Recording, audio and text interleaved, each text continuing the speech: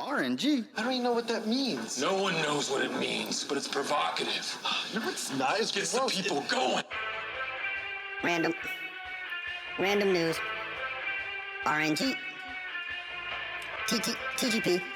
TGP Random news presents generator. RNG. RNG. Real nigga Black. games. Random news. RNG. Black. Random number generator. RNG. Real nigga games. D-Reign. RNG. TGP. Random news. Random news. RNG. RNG. Random news. Real nigga games. HamuraiiBlack. D-Reign. Random numbers. TGP. RNG. Random news. Random news generator. Yo, what's going on, guys? Welcome back to another episode of RNG Radio with your hosts, D-Reign and HamuraiiBlack. The normal host. We had some good hosts last week as well, but Ham, how you doing this week? I'm good, man. There was some good stuff. Good shows this week. All right, Good shit. good shit going on this week. But I'm good, man. Woke up today, happy about that. Yeah, man. Big shout out to Mark for stepping in for me. I appreciate it. Had some last minute, bro. Like, don't wait till last minute to do shit. I was so mad, bro, because we were Saturday night we were down hanging out with Austin. Shout out to Austin. We were eating dinner, and I got a call from my sister. And I didn't see it until it went to voice, like, right, you know how you like miss the call, you see like it ring like for a half a second, then it goes like missed phone call. So I saw that, I was like, I know what that is. I know exactly what that is, and I'm pissed about it because I asked about it on Thursday, so 2-3 days before, and I said, if you need me, tell me now, right now. and I saw the call, and I knew I was like, I know it. I know exactly what this is. I text her, said, hey, I can't call right now because we're wrapping up dinner, but I can call you in like 20 minutes if that's okay. And then she texted me back, asked me to do exactly what I knew she was going to ask. I was like, I knew it. Yep, I knew it. That's all you can really say is I knew it. I knew what was happening. But anyway, real niggas get it. And oh my god. And Mark. And Mark. I saw that. I just saw that. I love and Mark. This is dope. Not them Amish folk. Yeah, except for them pimp Amish, bro. That little pimp festival they had, bro. Them niggas was stepping. Listen. They was going stepping. somewhere. They was going somewhere, bro. And it wasn't Auntie Ethel's barnyard party either. No, it was not. Not stepping like that. But anyway, we have a lot to talk about this episode, so I do want to jump right into it. Ham, do you have any highlights from the week that you want to go over? Nah, bro. I'm saving my comments for the shows. I'm saving my comments for the show. I started raking part of my front yard, and I'm going to send the picture to the group. But this picture will show why Mark thinks that, oh, Kyle always burning stuff, because there's always stuff to burn, Mark. I'm not even done yet, bro. I'm not even done yet. It's crazy. This man it's crazy. You want to bag all of? I'll show you. Hey, Anyway. Bill's character. Bill's character? Nah, bro, that's crazy. But actually, normalize leaves being on the ground. There you go. I'm with Ghost. No, bro. Okay, see, us because Ghost lives the Earth. Yeah, it's the Earth, but that kills all of your grass, bro, because it just sits there, and then it rains at some point, and it gets wet, and then it sits. I'm telling you, like, and then then it's windy, and then it'll just magically blow itself to the next person's lawn. There you go. See, nature sets itself out, bro. You talking like a dude that doesn't live in a yard that has a bunch of leaves, and it shows, bro. I'm telling you, the wind doesn't carry my leaves. Like I'm telling you, it is not. Get some lighter leaves, bro. I would if I could, man. I'm fighting for my life out here. My yard's life. My grass's life. The snow gonna kill the grass. Exactly. It's gonna be dead anyway, and it'll grow back the next year during springtime. You'll be all right. Y'all, I'm telling you, y'all were talking like some real niggas that don't have lawns right now. Both of y'all. All right. Okay, so now that the banter's over, because I was actually getting the images still ready because I was an idiot. So we're gonna start off. You're an idiot. We're gonna start off. Oh, actually, I forgot one. I apologize. I did forget one, so we don't have an image for it. But GTA 6 trailer next month, official. 25 year anniversary. They're saying that CJ's making his return. Listen, honestly, so like if CJ returns, I'm all on the bandwagon in a lot of these main characters. Yeah, they all got bringing them out, bro. They got to, bro. Maybe not for the whole game. Maybe not for the whole game, but like there's gonna be a couple missions for like everybody, bro. There has to. I hope so. About their time, bro. Exactly. So. GTA 6 trailer next month. Obviously, when it actually drops, we will make sure to cover it. We actually, that might be one like that we jump, like we do like a quick like short on and post it to social medias like as soon as it drops, and then talk about it on RNG radio. Yeah, that because that's big. But yeah, so GTA 6, I completely forgot about it, but I wanted to make sure to mention that because I wanted to start with SAG, because the SAG after they had their deliberation, they did negotiations, and they have their tentative deal in place. So they still say tentative because there's still a couple more steps, but the guild board voted unanimously to approve it. So officially the strike ended on Thursday at 12:01. So it is officially done. About damn time. Exactly, bro. Exactly. So it has officially ended. So like the next steps to like to finish this all, like to nip everything up, it still has to go to the board of approval, the national board of approval, but because it got the unanimous go, like that should go pretty quick, and then it has to be ratified and then put into place. But with them doing with the unanimous vote, that means everybody can now go back to work. And if you've been paying attention to the news, you've been seeing some news, so you know these motherfuckers are talking about shit again. So we should be good to go. They can go back to work. But they said, I thought this is cool. They said there was like 10 hours of negotiations for this. They said like it wasn't gonna budge. Nah, yeah. So it was streaming revenue splits was a big topic, and then AI was another really, really big topic for them to go through. But 118 days, longest strike in SAG-AFTRA history. So yeah, like it's. And don't worry, we'll be back at it in 3 years. In 3 years, bro. It's only a 3-year deal. So yeah, we'll be talking about this stuff again in 3 years, which kind of stinks. But I mean, that's the business. That's the business, unfortunately. That's business. All right, moving on. Live actions, bro. Like, so I remember the first time like there were rumors that I saw of a live action Zelda. Being not necessarily him, but I was with a different group doing a podcast and we talked about it. It was like, no way, there's no way this can happen. But apparently, actually, before I continue on, Mr. Ghost, thank you for that resub, man. I appreciate it. Deadpool 3 is all I care about. Deadpool 3, I think we talked about it. Is all you're getting next year. That's it, bro. That is it's the only movie. Right? Movie. That's the only movie. That's the only movie because Echo will be dropping, but all the other movies. But 2025, that's gonna be the heavy hitter. Right? They got like 4 movies right there. Sign up Thunderbolts, for that. Fantastic Four. Sign up for that Blade. subscription movie, that AMC, whatever it's called, the A-list, I think. You're gonna need it. A-list or whatever your equivalent to that is. Sign up for that for 25. Like, just be ready. But. Live action Zelda movie has been confirmed by Nintendo and Miyamoto. They said they've been working on it for. Sorry, I'm rushing through these guys, but Miyamoto said he's been working on this for many years, and he has called Avi Arad to produce the film, and they said they've officially started development for it. And they have said that Nintendo is going to be heavily involved in the project. I still don't want it to happen at all. I would much rather this be animated. But I mean, it's happening. It's happening. Yeah. Along with this live action bit, they also dropped a live action trailer for Yu Yu Hakusho. I don't know if you were going to talk about that, but I'm going to mention it. Throw it in the trash. I didn't want to talk about it. Throw it in the trash. Just along with it, throw it in the trash. Just throw it in the trash. Starring Chris. No. Gonna still be Tom Holland, bro. What are you talking about? Tom Holland's gonna be Yeah, good. Tom Holland, easily, bro. Come on, easily. You know that. Yeah, that Yu Yu Hakusho trailer.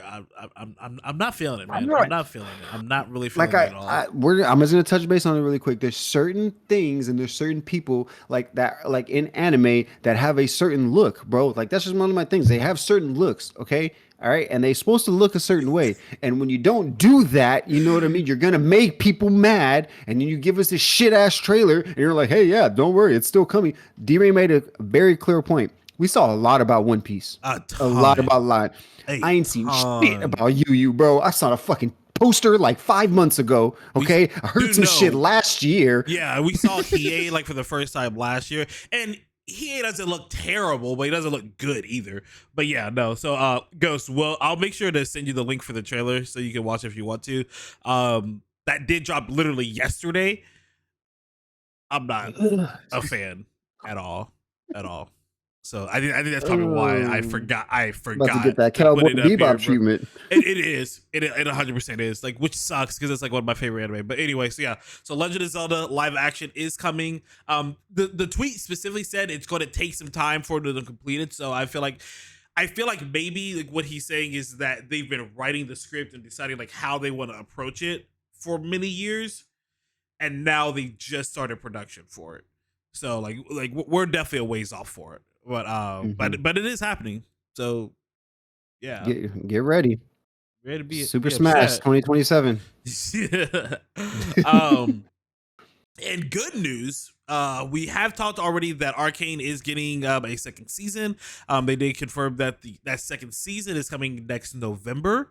So I mean, that tells me that they're probably like halfway done or so or whatever. Almost, bro. They got to be pretty close for it to be coming out just in a year. So like, I feel like maybe a few more months of like a little bit more production and editing and visual effects, and then like hopefully we'll get like a big trailer. So it's like May or so, something like that. I don't know, maybe. Yeah.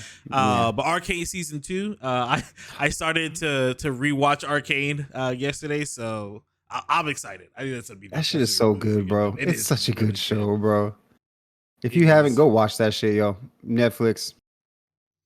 You will not go wrong. You will not be led astray. You will not be let down. This shit is you don't look that bad. We got to talk. So okay.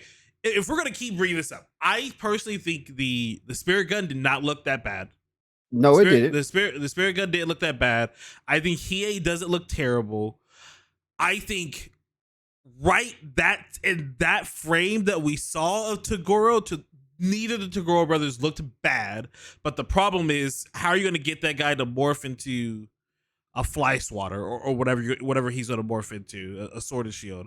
And when Toguro starts getting big, that guy can't get big, bro. Thank you. That guy can't get big. It's going to be CGI, and I think we all knew that it was going to be CGI, but like, there's a limit to what CGI can look good in. So there's that. Ask Marvel. The fact that they already showed Bui and Osaru is really odd. The fact that he is already fighting Bui is really odd, because I feel like this first season will go up to the arc where they storm the stronghold that Yukina's in. I think that's where it's going to end. It's going to end with them fighting Toguro, them thinking they killed Toguro, and then he comes back and says, "Hey, no, you gotta meet me in the ring." And like that's how the first season is going to end. Which I feel like for a live adaptation of an anime, I think that's a good length to go for. But I mean, well, based off of what they've shown, seen some people. Based off of what they've shown, so they've shown Bui, they shown Byaku's beast chasing Kuwabara. So you got to think of like what all, as far as the anime that they're going through. So that means they're going through Yusuke dying.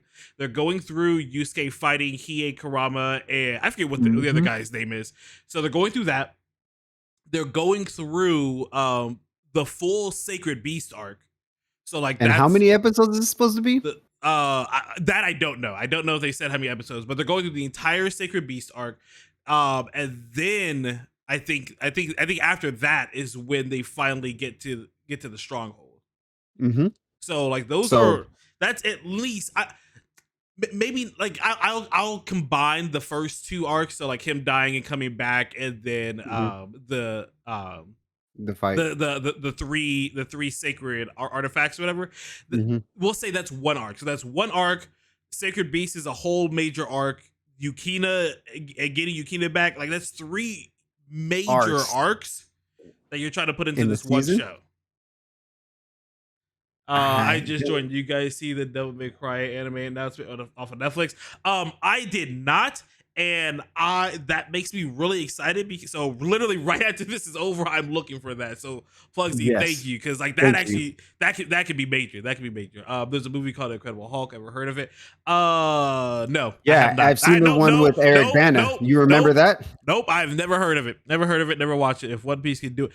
But that's the problem, Ghost. Like, yes, it can be done, but the problem is the creators of the creators of Ghost Rider, Ghost Detective, and Yu Yu have not been involved, and definitely not as heavily as Oda was involved in One Piece. And One Piece isn't trying to cram 3 arcs into one season. Yeah, exactly. So I think they were originally involved, but then kind of like stepped away. So they're nowhere near as heavily involved as Oda was. They have not talked about, they showed us Hiei's picture last year, and then they've literally been completely silent about this project until like this weekend. So it's not getting the love and treatment that One Piece got. So I'm very little faith. I'm scared. So we'll see. I mean, I'm gonna watch it. Like I'm gonna watch it. I can't promise Ham's gonna watch the whole thing. But I will watch the whole thing. I will let you know what I feel about it. You watched all of Cowboy Bebop? I watched all of Cowboy Bebop. Oh my god! And that's why I said I can't promise Ham will watch the whole thing. Yeah, Ham will definitely watch like the first couple episodes, like at absolute minimum. That's you got me. Exactly. I smell Cowboy Bebop all over again. I only made it through one episode of Cowboy Bebop, and I just couldn't do it, bro. I just couldn't do it, bro. But yeah, that's Arcane got basically replaced with Yu Yu Hakusho. But yeah, Arcane season 2 next year, literally like 12 months from now. I'm excited. I'm excited for that. Let's get some good topics, guys. Damn. Invincible, I just want to bring this up. Invincible season 2 has started. We're 2 episodes in. The reason I'm bringing it up is because we on this channel, on Twitch, twitch.tv/the Gamepad TV, we are actually doing watch parties of Invincible. So if you have Prime Video, you can join up with us. We typically start around like 8:30 or so, and we watch it. So we're watching it there. We're not going to talk too much of it here, just because of A, how many shows we have going on right now, and B, just because we're already watching it. My bad. Yes, we kind of watch it together, and you get our reactions and everything. We kind of talk about it a little bit too on Fridays, you guys. Yeah, every Friday around 8:30 on Fridays. Just turn on the bell notifications, and on Fridays, like when you see the bell for buzzing. For buzzing the boys, yeah. So buzzing the boys will always mention that, hey, we're doing this watch party first, and then we'll get into whatever game we're gonna play. It started off pretty solid though. It's been good, and honestly, I would say, like, just to keep it on the topic of like watching it with buzzing, I definitely like the fact of like all 4 of us watching it, different reactions, different things we're excited about. You know what I mean? Plus, you guys are enjoying it with us, and we're just drinking and hanging out. So, like, if you want to watch Invincible and you want to watch it with a good group of guys, every Friday 8:30 at Buzzin', we'll be there. And it started off crazy. First of all, I'm gonna let you guys know right now, if you have been watching it, you're mind fucked just like us, bro. We don't know what the hell's going on. There's a lot, bro. There's a lot happening. There's a lot happening like for Invincible. Like I feel like for the first season was like pretty straightforward. This is kind of a little all over the place, but I like all over the place in a good way. Fair warning, we talk a lot during the show. So if I'm hosting, you won't hear them. They have a way to like lower our audio, I think, and like just focus on the show. So like if you want to, you don't want to hear us, then do that. But we do talk a lot during the episode for sure. But yeah, that's Invincible. So like every Friday around like 8:30 or so Eastern Standard Time, for Buzzing with the Boys, that's what we'll be doing our watch parties for it. Yes, sir. So what about AOT ending? You're gonna have to talk to D-Reign about that, because I haven't finished AOT. Well, okay, I can. So I watched it. So Ham didn't finish the show. Like I watched it. I started it late, as Ghost loves to point out.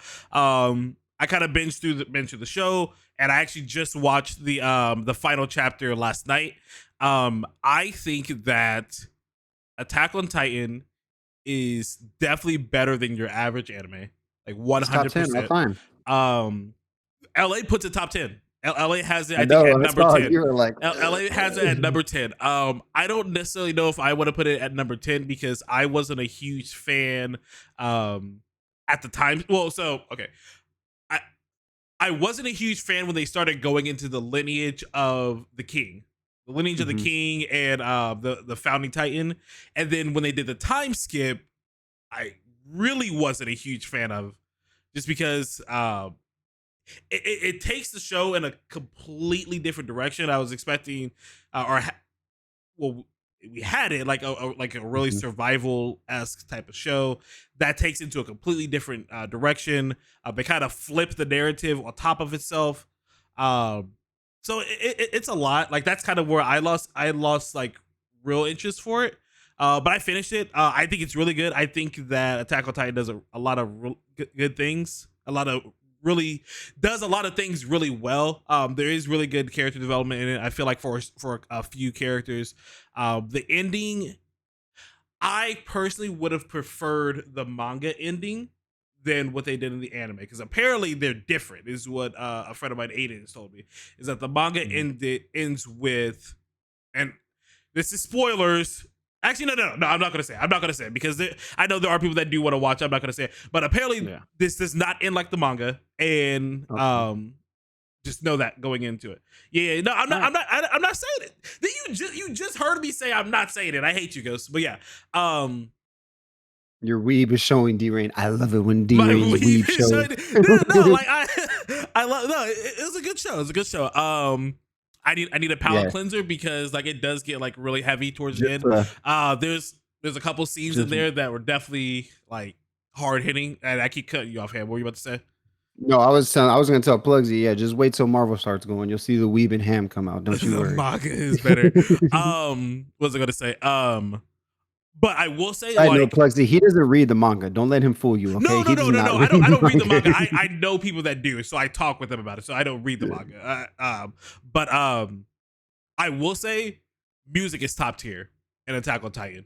Oh, I love me some good music, bro. Music is top tier, bro. Like music, like I could like have like the audio muted and like still get feels like just listening to the music and like what's happening. Oh god, music is definitely top tier in that show. So that's enough for the Attack on Titan. If we go to Jujutsu Kaisen, which is shown, we have 2 episodes that we're going to talk about for Jujutsu Kaisen. So before we're talking about music, I'm just going to let you know, if you guys watch Jujutsu Kaisen, all right, watch the intro for this season. Okay, listen to the music. All right. And then I want you to pause information in the intro. But I want you to pause it, okay? Because if you listen to the music of JJK and then go and listen to Fall Out Boy's song for Big Hero 6, bro, it sounds exactly the same. I don't know why I figured this out, bro, but I heard it and I'm like, why does this sound like the fucking Hero song, bro? Like the Big Hero 6. And I played it, bro, and I was like, no, Ghost, we're going to start talking JJK. It is not safe. It is not safe, Ghost. We're going to talk JJK. I will message you in the chat when we are done. Plugsy. He just started watching the first couple episodes like yesterday. He's trying. Yeah. He doesn't like to wait for this one. So now he has like 15 episodes. He has time to. We try to be understanding for some things. So, like, sometimes we still got to talk about it though. Yeah. No, you're good. I appreciate that. It's all good. So actually, Ghost is the one that keeps like making fun of me because I started Attack on Titan so late, and I guarantee I finished it before him. So anyway, so JJK. So the first episode we're going to talk about 2 episodes ago when Toji walked into the domain. There's not much to be said. He walked in, go and body niggas, bro. Like that's it. Like this. Like we can go into the details on how he bodied people. No. There you go. I'm gonna go. Here we go. Cliff notes really quick, bro. Toji pulls up, bro, and like we said, Toji before he pulled up in there, that nigga made a statement. He said, "You said all sorcerer, kill all sorcerers, right? Bet I'm killing everybody." And he bodied old granny, right? And then bro pops up through the hole, bro, and proceeds to just start giving this curse problems, bro. Like he took Maki's fucking nunchucks, nigga. So he walks in and obviously like Maki like. It obviously is not the strongest sorcerer in there, but no, Maki ain't no pushover. But he walked up to Maki, grabbed her nunchucks, and just like ripped them out of her hand. And like she makes sure to admit, she's like, "Yo, like he has no cursing range right now, and he just ripped that shit out of my hand, bro. That man's strong." So and that's one thing that like you notice. So he doesn't go in there and just starts fighting everybody. Like he goes directly for the curse, and like what they say like during the fight is that they mention the fact that he's going after whatever the strongest individual is in front of him. So as of right now, it's that curse. So he starts bodying that curse. Like, and when I say body, bro, like it's not fair. Like I know it's him, bro. The last time we talked about Jujutsu Kaisen 2 episodes ago, we were talking about how strong or no the frames per second, how OP that sounds. It's frames per second. Grandpa Zenin can't keep up with this dude, and it's funny because he recognized him too. Yep, he recognized it. So like, oh yeah, almost immediately. Like he recognized it and immediately was like, yo, oh that's that dude Toji. That's that man Toji. So is that Fushigaro? Hold up. Let me back up real quick. So like they're fighting, like he's fighting the curse, and the curse is getting, like I said, bodied. And he's getting really worried. But so he decides. So I mean, there's not much to say about the fight, bro. He just like literally just bodies him. But there is a point where like he takes these nunchucks and he starts scraping them against each other. Because he's been hitting them with these nunchucks and like and hurting him, but he's like, nah, bro, we need more pain. We need more pain. So he's like scraping them against each other to sharpen them. So now instead of just like they're still nunchucks, but they got like points at the end. Yeah, so, exactly. And then continues to just mollywop this curse all over the place. So the curse is like his last resort is like, okay, I need to get rid of Megumi because they're still their domains are still kind of clashing, and it's not the curse is Daigon. I keep forgetting his name. Daigon. It's not Daigon's full domain, so he doesn't have the one hit ability. He doesn't have the guaranteed hit. So his plan is to go after Megumi, kill him. So it's his full domain. He gets the guaranteed hit, and then he'll go after Toji again. Nah, bro. That shit didn't go the way he planned, bro. That shit did not go the way he planned. So I think he like knocks him in the air, and he just tries to stall out. And Grandpa's in and said, "Nah, bro, you ain't stalling nothing." Like goes up behind him, kicks him down, basically kicks him down into the point of the nunchucks, pierces his head. Game over, done. So like that, like and then it goes from that to literally then. I don't remember exactly how, but then Megumi and Toji transfer by themselves to a fucking little. Show it. They did not show it. I rewatched the episode. I was like, yo, when or how did this happen? Okay, I thought I was tripping. They kill him, and like the domain disappears, and the dude's laying there dead. Grandpa's in, Maki are standing there, Toji standing there, and Megumi standing there. And I'm telling you, bro, like the next frame, they don't show how, but you just see Megumi on his ass and Toji standing in front of him in the street. Like we're no longer in the subway, bro. Like we just teleported. So I don't know how that happened. I don't know. But we're here. It happened. We're here. That's how that episode ends. And again, remember they said that this is a bloodlusted Toji killing machine, not really thinking, just going at the first off, the fact that they said that in that episode that he was going after the strongest person in front of him after they killed Daigon, and then he went after Megumi. Bro, like I mean Nanami's not there. I'm just saying, bro, like like I don't know what to think there, but you know, like he is one of the MCs. Yeah, so I mean, that just goes to show something. Yeah, so he went to Megumi. They're in the street, and like he in Boom. trouble, bro. Next episode. So, bro. So okay, and then it leaves them. It leaves them, and the very well, it doesn't. Yeah, it doesn't go because we don't catch up with Nanami, Maki, and Zenin Grandpa until after the Toji and Megumi in this episode. This next episode. So I think that's how that episode ends, right? Yeah, it ends with them in the street. I thought it ended with Jogo, right? No, because Jogo and all them didn't get into it until was that the beginning of the next episode? At the next episode, yeah. Because then we catch up with Jogo on them because Jogo meets up with Nanami and all of them. That's the next time we see Jogo. So next go to the next episode. It kind of goes back to where Grandpa Zenin and Maki are, and like I think they're as flabbergasted as we are. It's like, yo, Megumi's gone, bro, and so is that dude. So, and then Jogo pops up. Remember, Jogo is the actual the curse, not Gojo. The curse. Yeah.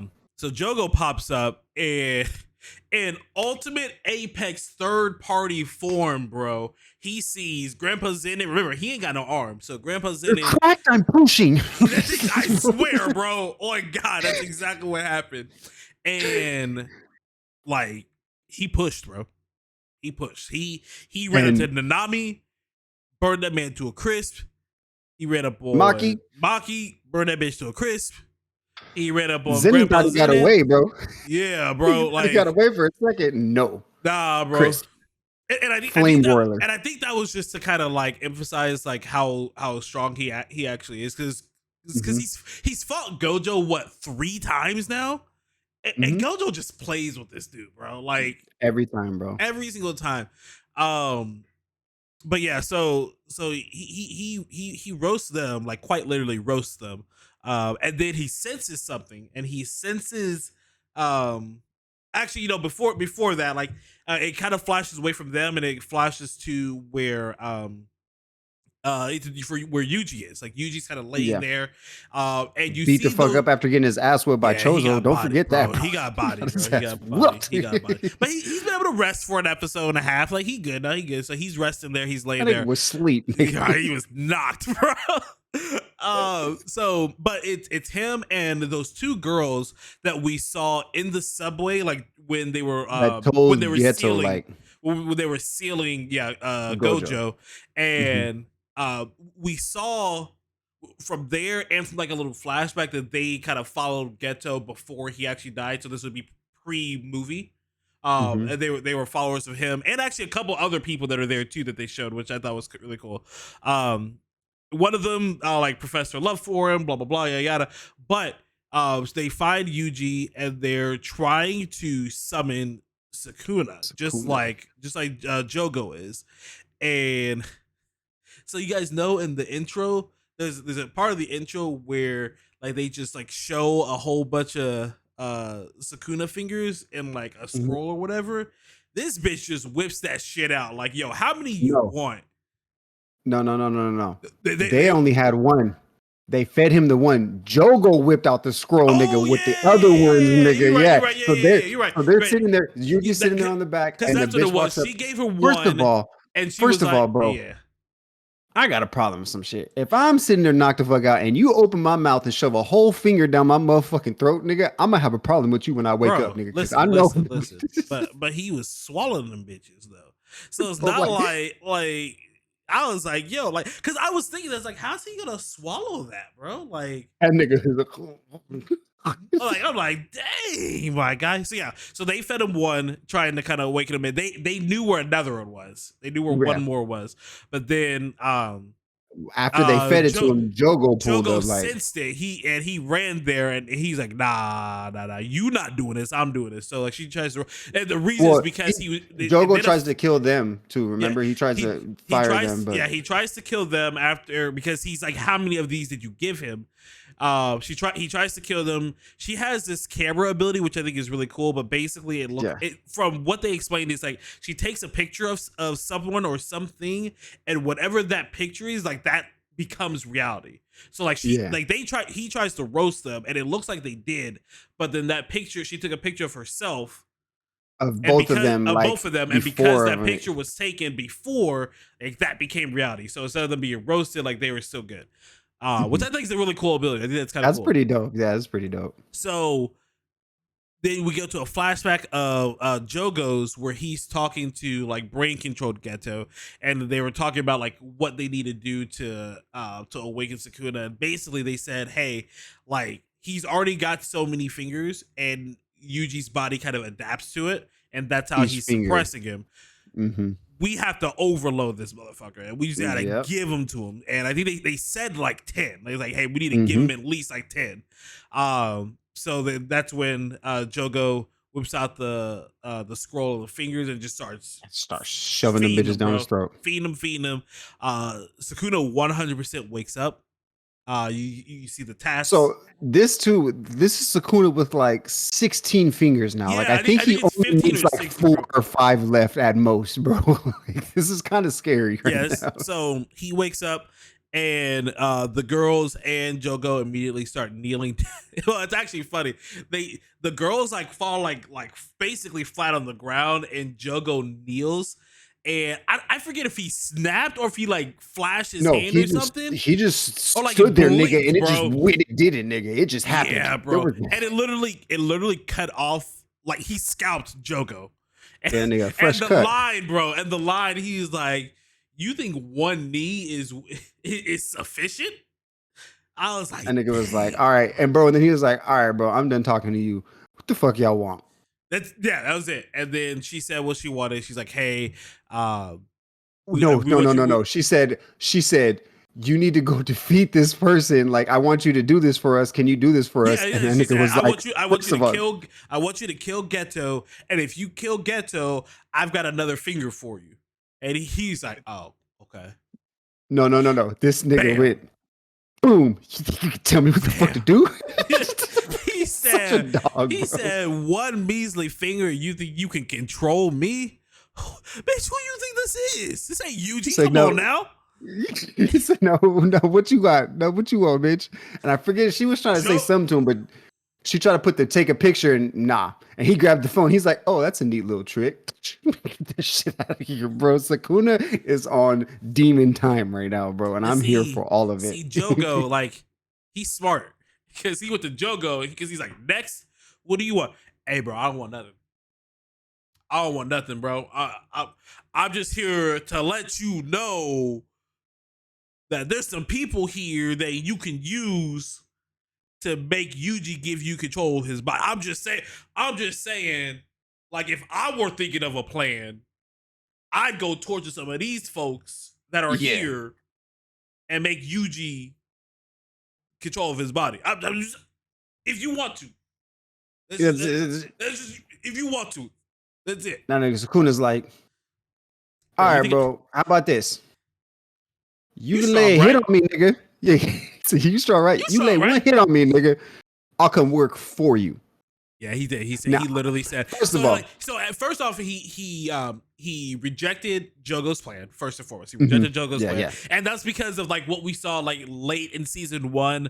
Where, bro, I still need to know the details of that deal, because remember, late season 1, Yuji made a deal with Sukuna.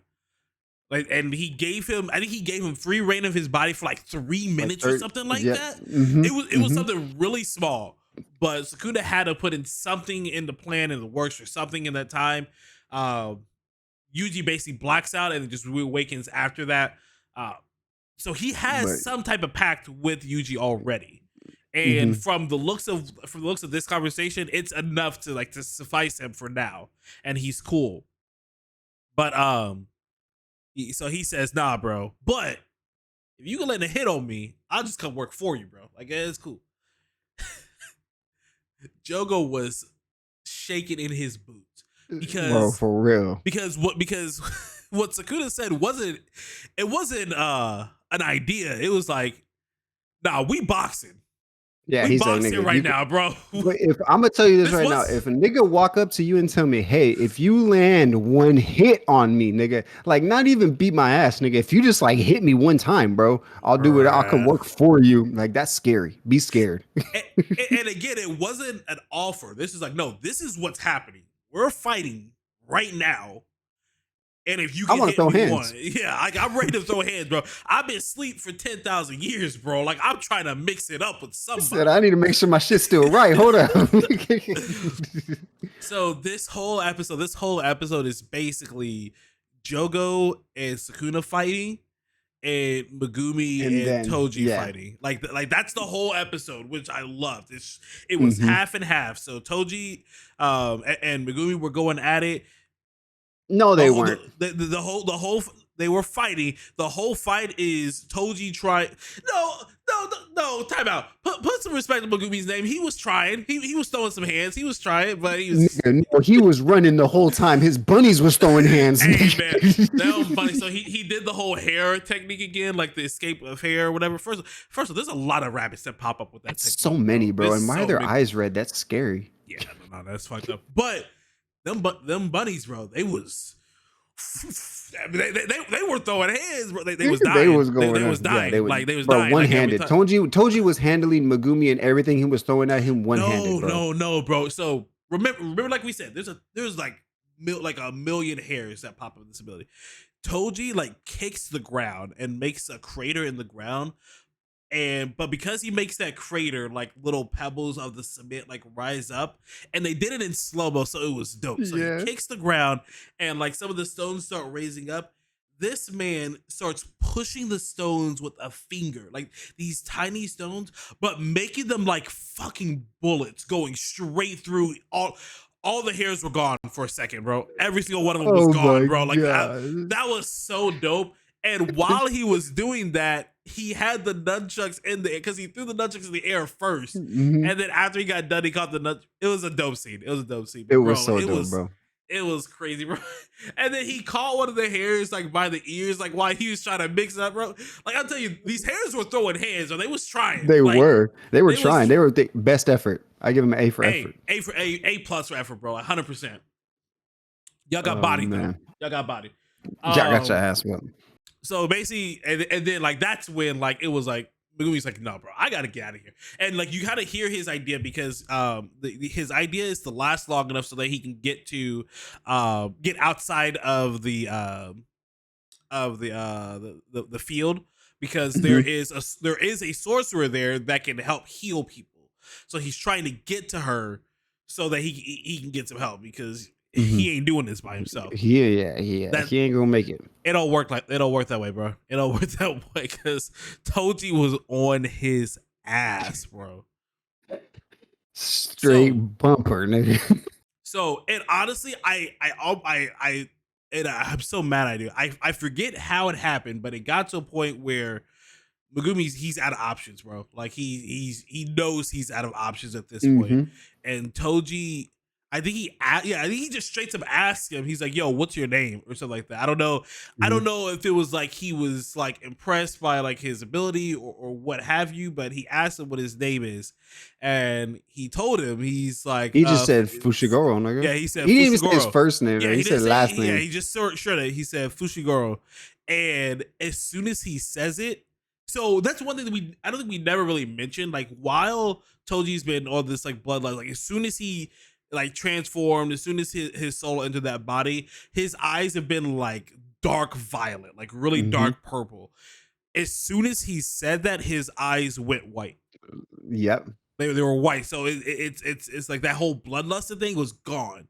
And like he heard his last name, and I think he chuckled. He's like, yeah, he did. He was And he said, what did he say? He said something like, damn, like, I guess he really did do it or something like along those lines, like mentioning Gojo, bro. And then just fucking and then he stabbed himself in the head. He pierced his skull and body collapsed.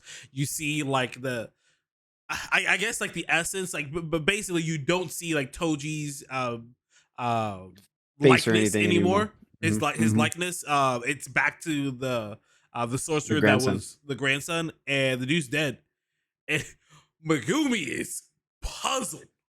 He is bewildered, bro. He's like, what just happened here, bro? Like, I could have started with that. He's like, but bro, I'm not gonna waste it. I'm out of here. We out. So, in retrospect, I was telling D-Reign this, like, basically because Toji's soul, right, was the one that stayed with the body, and his soul was trapped on Earth. One of our friends, LA, was telling us that, like, in saying that, like, your soul is basically trapped on Earth until it finishes its last task, which you've seen a lot in movies, and you hear a lot about that. You've and seen basically, it in JJK too. Remember? Yeah, that's true. Yeah, in the movie. Yeah, yes, definitely in the movie. That was the reason why that curse was so strong, because of the attachment that she still had with him. So yeah, this is definitely a thing in this universe for sure.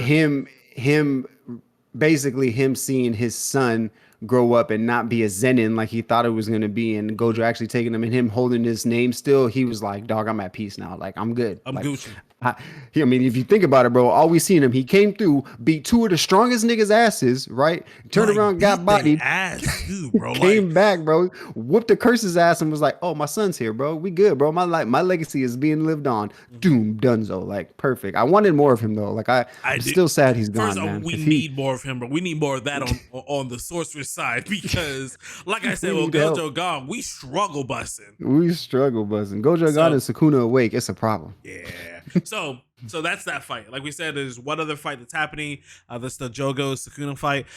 And bro, like this is like the most Dragon Ball fight like that we've seen in this show. And when I say Dragon Ball like fight, I mean like they going through buildings. They don't care what they destroying. They atomic bombing, bro. Fighting. Like, I swear at some point, Jogo, like, basically made, like, an actual volcano, bro, like, in the city and just, like, blowing shit up, bro. Like, and he's throwing the big bang, the big bang attacks. He's throwing the super Kamehamehas. He's throwing the Sukuna dodging all that shit, bro. Bro, it's not close. It's basically a parallel of what was happening with the Toji Megumi fight, where, like, he wasn't even trying. And then Jogo, it's got to be his ultimate attack, bro. It has to be the ultimate attack. He had like two like pillars of fire, and there was magma everywhere. And actually, before he did that, I think Sukuna even asked, like, bro, like, why don't you just open up your domain? And it's like, I'm really curious about that line, because I feel like Sukuna has like a simple domain or something, an ability like it that he can do inside of someone's domain, or his domain is just that much stronger. Like, what if one of his like simple ones is just like mimicking other people's domain? That makes me really fucking. Because I mean, think about it. If you think about what happens, bro, the nigga's like fire. I could do that. Because that's what happens. So like, Jogo doesn't really respond to the question, and then that's when he does like his big ultimate attack, and then Sukuna like he starts to praise him. He's like, bro, well, so the first thing he says is that, all right, well, you use fire. There's a reason why I didn't tell you what my technique was. Because I can use fire too. So like he starts the pistol his gun, attack. nigga. He did, bro. He put out the spirit gun, bro. He on God put out the spirit gun, bro. It's crazy. Shit. And it's funny because I feel like as he starts up his attack, he basically tells us like, bro, you better pull some shit out right now, because like this is it. Like this is it. And it's almost like he was talking in past tense, because he was like, bro, hey, listen, like, this was cool and all. You were strong. And again, like I said, he said you were strong, like as he's doing the attack. So he's like, nah, bro, like we're wrapping this up. It's over. It's over. So he sets off, it's like an arrow. Like, so he's like holding an arrow of fire. He shoots out the attack. There's a big flash, and Jogo's burnt to a crisp. Like what he did to Nanami and Maki, bro, like it was the exact same thing, bro. Like and it's crazy for a fire apparition, a fire demon, whatever you want to call them, a fire curse, like to be burnt to a crisp. Completely burnt to a crisp, bro. Like the irony of it. The irony. And like, crazy. That's a wrap, bro. That's a wrap, bro. That's where we left off at, bro. So shit is like definitely picked up, bro. Sukuna is here and he ain't playing no fucking games. Nigga just destroyed half the city to prove a point. Well, he dodged attacks half the city. Up, bro. Like, the joggers aren't even off, bro. He hasn't dropped the weights. The weights He is ain't, still bro. He's on, just bro. chilling. He ain't even stretched, bro. He ain't Bro, I think that Yeah. was the stretch, bro. I think that was the stretch. Like that was the stretch, bro. Oh my god. shit. I'm still not convinced that fire is his only ability. No, it's not, bro. I there's think that's. no way. I think he might be able to like. So do you think he Not just like on knows, some Taskmaster shit, bro. You think? I think first of all, I think that would be dope. That'd be so fucking scary. First of all, nigga, if like, what you throwing? I just need to see what you can throw. All right, bet. That's probably why he said I didn't want to tell you. That would be, yeah, that'd be really cool. Like when he goes up against Gojo, dude, like two infinities going at each other. That'd be crazy. That'd be crazy. But yeah, so that's Jujutsu Kaisen. The last 2 episodes, obviously that drops on Thursday, so we'll be talking about another one. We are done with Jujutsu Kaisen. Let me go ahead and push to the next image, and we are going to talk about the final 2 episodes of Loki. So, where we left off on Loki, some stuff happened, bro. So like, last time we talked about it was Victor Timely, getting wiped, basically, right? Yeah, that was it. Like Victor Timely went out, he got spaghettified, and then the loom exploded, right?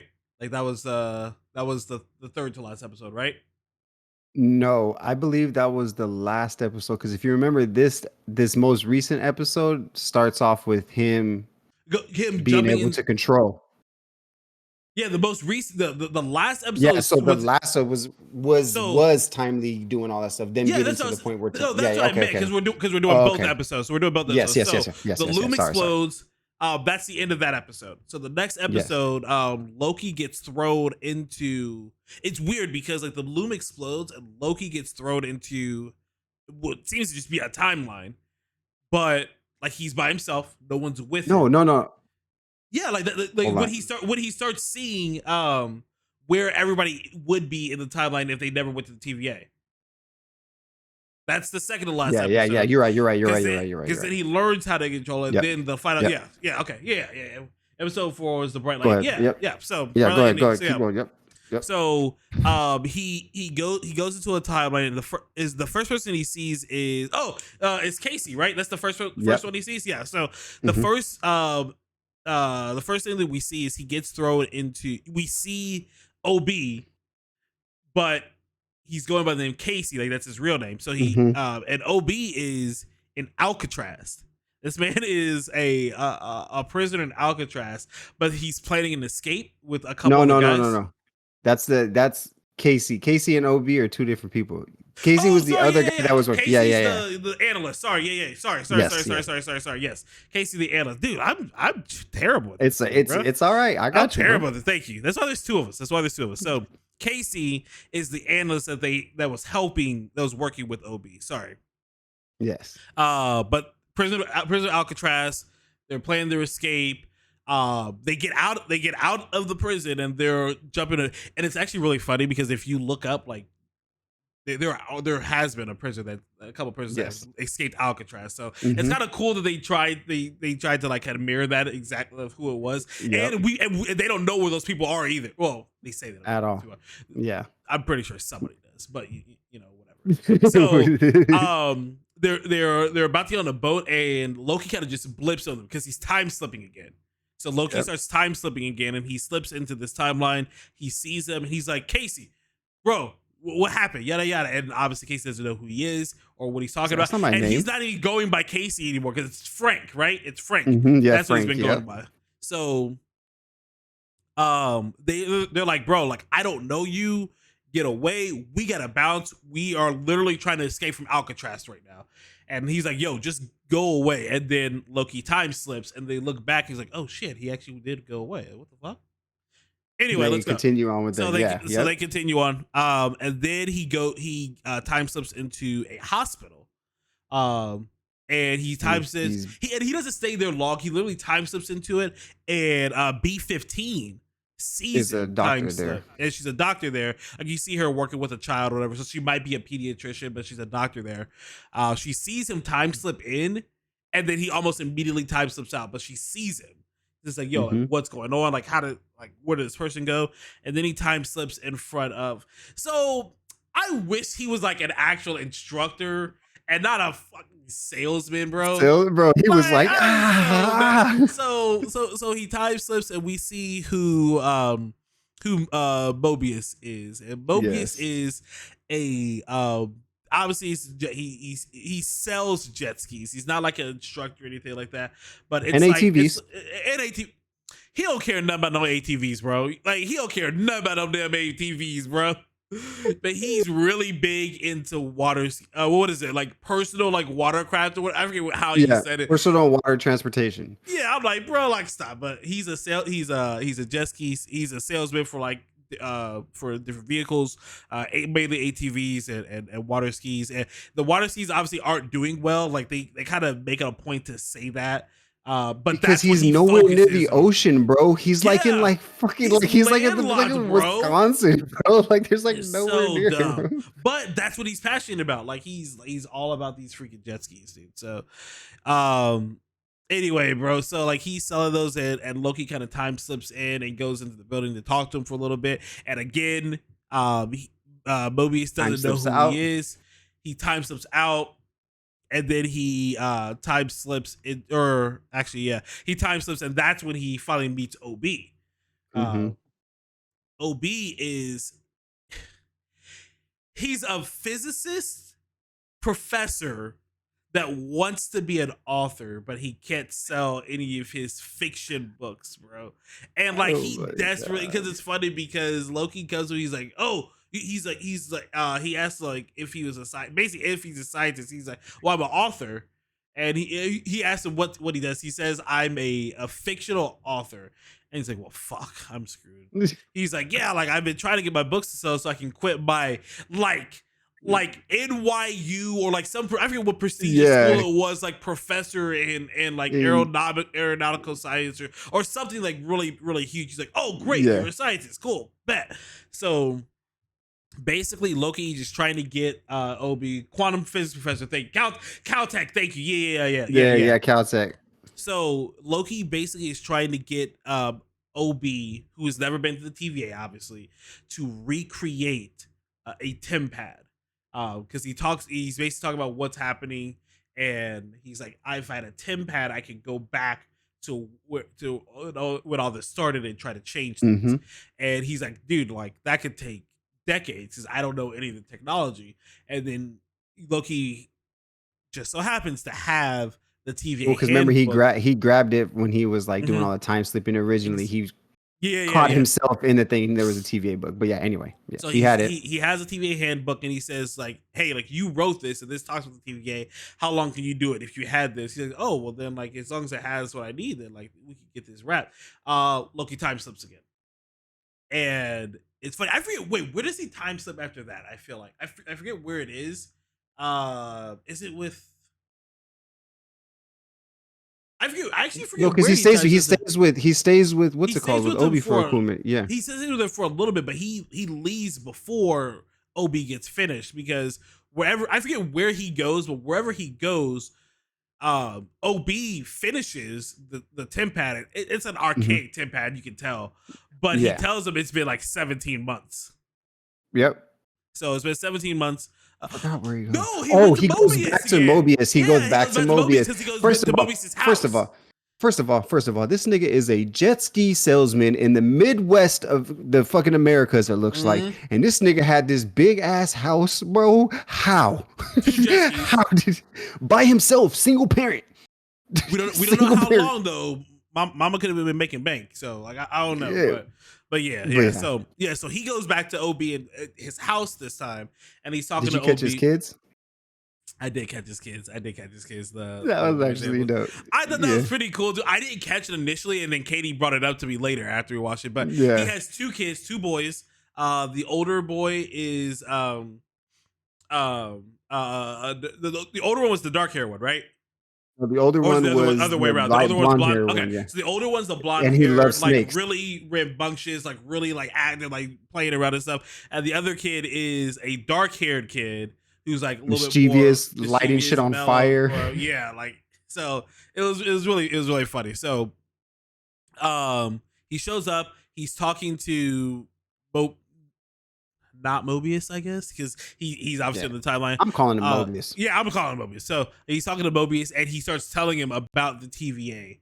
And then he tells like, "Hey, like you got to come with me. We have to save everything." Blah blah blah. Like if we don't do this, then like there's a potential that all of existence will disappear. So Mobius kind of buys it a little bit, and then that's when OB shows up with his archaic TemPad and is like, yo, I finished it. But then we find out that it's been like, he's like, bro, I don't know if you call 17 months quick turnaround for this. So he's been working on this for 17 months. And they take that TemPad and he starts recruiting the people that he was closest to. So he goes to get B-15.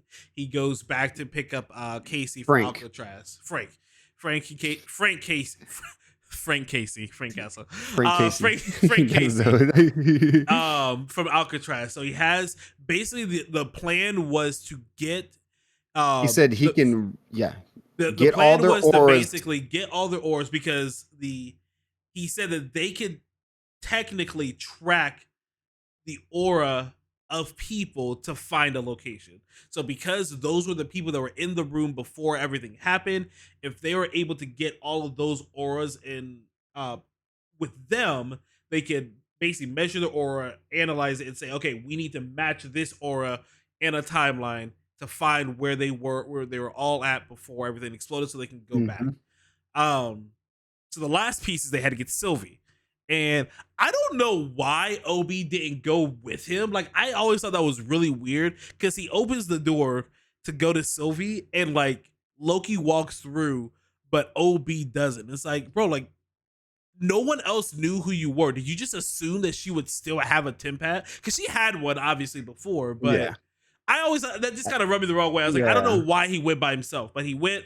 And he was talking. He probably told him he was gonna go by himself. He's like, I need to do this alone. Like, yeah, no, and I get that. I just don't understand why. But yeah, so he goes and he starts talking to Sylvie, and he's like, "Listen, I know you don't know me." It's like it's funny because it's been his speech with everybody. He's like, "Listen, I know you don't know me, and everything will make sense later, but I need you to come with me." So he starts. What are you talking about? And Sylvie's like, "Loki, what the fuck are you talking about, bro?" He's taking so off guard. It's funny. So Sylvie remembers who he is, and Sylvie kind of goes on to talk with him about, hey, I don't think that you should do this. I think that everybody should have free will and should be able to decide if they want to live their life here on the timeline or if they want to go to the TVA. And he basically comes to terms with that once again, and this has kind of been like a recurring thing with Loki, is he doesn't want to be alone. He doesn't want to feel left out. But he's lost all of his friends that he's made throughout season 1 and the most of season 2 of Loki, and he wants them back. And with them not knowing him, like the only way that he can bring them back is to come back to the TVA and try this all over again. He actually agrees. He ends up agreeing with her and goes back and says, "Hey guys, it's a wrap. You guys go back to your timeline, live your life. We'll figure everything out." And they're kind of all freaking out. But in Sylvie's universe, you actually see like the universe starting to unravel. So like everything, like from the doors to the albums, because she's in a record shop, all the albums, the people, everything starts to unravel, and she's like, "Oh crap! Like no, like we got to do something, because if all these existences are just unraveling on their own, like what's stopping this from happening somewhere else?" So she goes back to Loki. He's like, "Hey, nah. I'm on the team. I'm on the team. Let's go. We got to do this." So everybody's there, and Loki's like excited. He's like, "Oh, everybody's here. OB, can we match the auras now?" He's like, "Bet. Let me go grab the TemPad." Where's the TemPad? Where's the TemPad? The TemPad's not here. And it's funny Frank, because you took that shit, nigga. It's funny because like Frank in the episode, they made the joke or made the implication that he wanted the TemPad to like go into a vault and like steal it. So first off, bro, like you break out of Alcatraz. I'm assuming for some type of robbery or something. Nigga, like you're that. in Alcatraz, bro. It's like nothing. like, bro, like you don't like you should chill. But he's like, bro, I don't have it. And then you see it. Everything is starting to unravel. So like the 10 pad Frank, unravel one first. by one, bro. They Frank, just start B-15. Oh, Everybody Mobius, starts, he says, I gotta get to my boys, and he starts bro, running, that was bro. rough, bro. And he just starts Oh. unraveling. And then B-15's like, this is it. Like, we're dying. And she starts to unravel. And so this is something that I noticed while I was watching the episode. I feel like it takes a while, like, for these Loki, like both Sylvie and Loki, to start unraveling in these universes, because like almost like when before Sylvie left, like that whole building was basically gone. Yeah, and she wasn't. And she wasn't there, and she started unraveling last. Yeah, and this one, and Loki didn't unravel at all. Loki didn't unravel at all, and the next thing that you see is them having that same exact conversation again. And Loki, he realizes that he's kind of learned how to control the time slip because he went back in time. It's the exact same conversation they had right before Sylvie walked in. Then Sylvie walked in and said the same thing, and he's like, yo, I figured out how to do it. I figured out how to control it. And he basically doesn't need a 10 pad anymore. He's basically a walking 10 pad at this point. Yep. So he just fucking... He's like, I can go back and I can fix everything. First off, how many times have we heard that in a video game before? A lot. I can go back and fix things. So that's that Are you episode. sure? And it ends with him literally teleporting back to the moment Victor Timely was gonna walk down the steps to go out into the loom, and that's where that episode ends. That's where that episode ends. Now, so let's understand. Loki can time travel. Like Loki's time traveling, bro. Like, this is crazy. This is insane. We talked about this a little bit in our group chat. Me and D-Reign have a group chat with one of our good friends, Austin, that we've mentioned a lot. This nigga is damn near a walking infinity gauntlet, bro. Like, just think about it. He can make reality wherever he wants, right? Make reality. There's reality stone. He can control people's minds. It's technically like he does more illusions than like reality. But it's still reality. Okay, nope. Look at this. Prime example. When the Guardians pulled up on Thanos and the collector was all there, like, oh, they thought he threw the collector in and everything. And as soon as he left, all of that reality left, and you actually saw exactly what the building looks like. Yeah, true. It was all destroyed. Yeah, you're right. So reality, okay? He can control people's minds already. We already know that. We've seen Loki's do that. Okay, he can teleport now. He could teleport. OG Loki teleported in season 1, but now this nigga can actually time travel, bro, with this shit, dog. The only other one is like people say Power Stone. I kind of don't really give the Power Stone vibes for that at all, but he's still a walking Infinity Stone. He's a god, bro. So dog. so the next episode, so the final episode starts, and he's telling. So I was really surprised. Because again, like we said before, Loki has never liked spaghettified, and I understand that he didn't want to go walking. That he didn't want to go and put the and do the amplifier into the loom, because if he dies, then like it's a wraps. Like we're done. Yeah. But he basically tries to figure out a way to get Victor timely. Like, what do I have to do to make sure Victor gets to the loom and does it? Well, because they try it again, and then because he tries to force him to go through it, and it doesn't work. And then he starts out, he's like, Obi, it's not working. What do we have to do? He's like, we need more time. And he's like, all right, cool. So now he goes back further in time.